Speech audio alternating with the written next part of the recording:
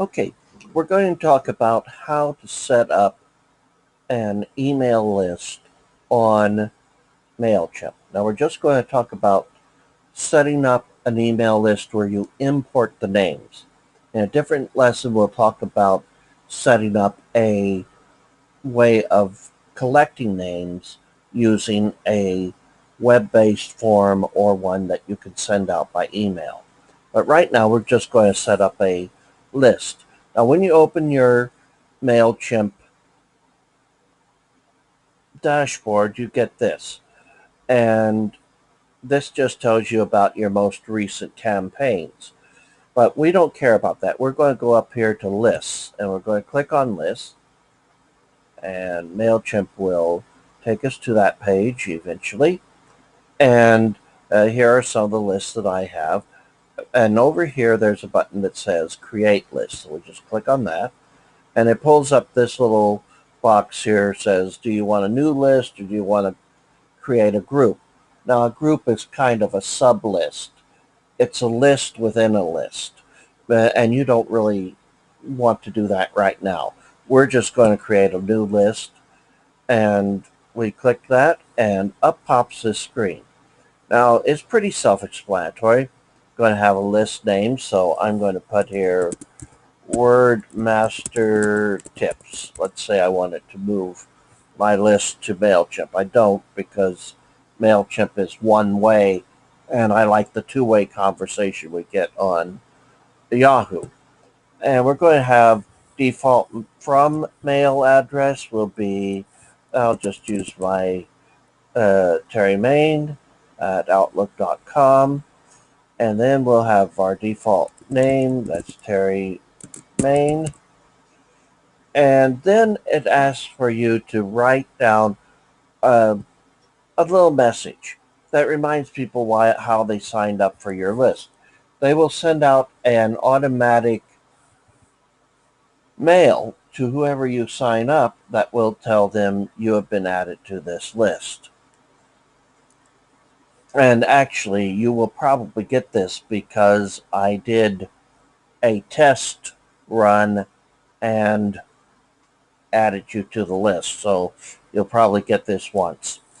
Any rate, we're going to put on in here, I'll put in here, thank you for signing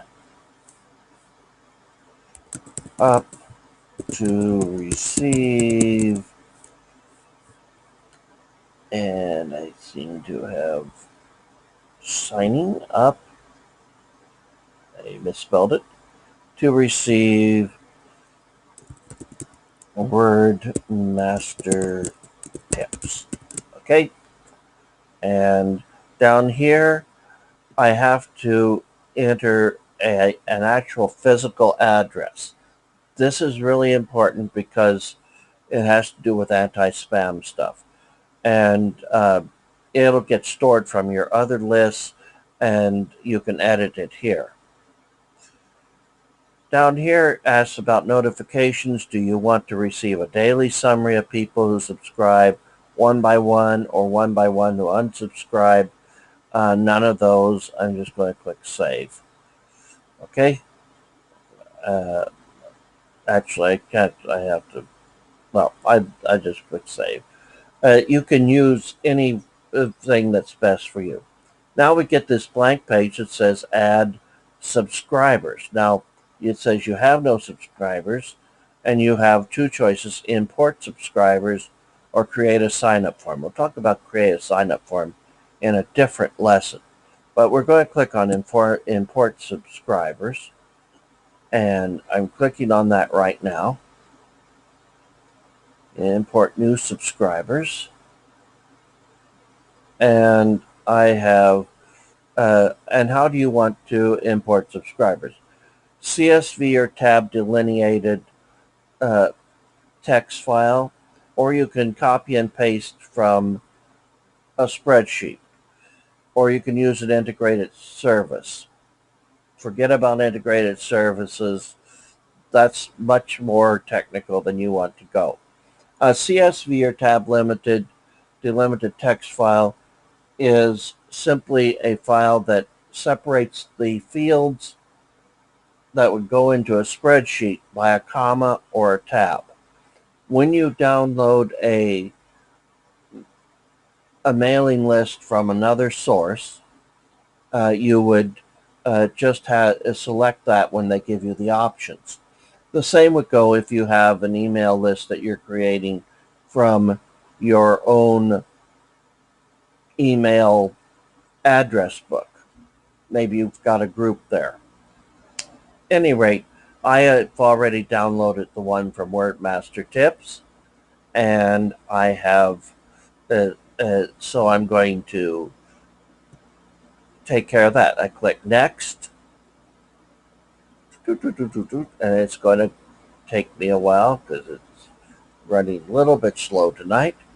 Import new subscribers, click Browse, and I will find my new subscriber list in my file folder, and I'll click My Drive.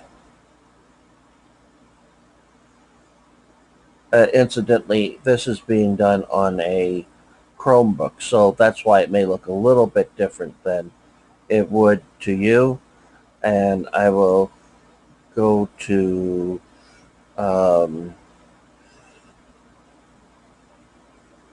Chromebook, and I've got a one of these is marked Mailchimp. So let me scroll down and find it. Like I say, things are running slowly tonight. So scrolling down to find Mailchimp, and there it is. And there it's my file, CSV, member list, CSV. Click Open. And then it says, I understand that my billing plan may automatically be upgraded if I create a list that exceeds my forever free subscriber limit. Okay, so it's not likely to happen with this list. So I click Next. And it is, again, taking its time going to the next page here. And on this page, this looks really technical. You see all these columns. Don't worry about them. Each column will have a name that comes up from inside of the mail list that I downloaded. Now I had this one. It tells when you join, what your posting status is, how you get delivery, that sort of thing. None of that matters. The only one that matters is this column here, email address, email field. So what we do is there's right here, it says save and skip. So I'm going to click skip. And then we have back and save and skip. Now I want to keep email address, so I won't do anything there. I click save. I'm going to save that one. And then all the rest of these, I'm just going to click skip, skip, skip, skip. Okay? Those will not be included. And the only one that will be included is the email list. We'll click Next.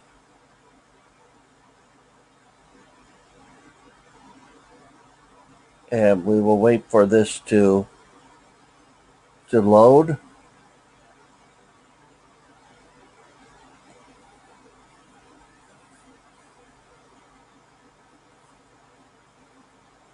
And it says import method is file, importing one of 6 columns. I can then go back and edit that if I want. Categorize import subscribers as subscribe, unsubscribed. If you want to go through and unsubscribe a batch of subscribers, you can do the same thing. Or cleaned addresses that have bounced too many times and you're removing them from the list. But we want to import for subscribed, and we simply click import. Okay? And then the files will be shown here. I'm not going to do that because I did that in a test. You've already got one set of emails from me. You don't need to get another one. So that's how you set up a email list and import your list to Mailchimp. Thank you, and I'll cover the other later.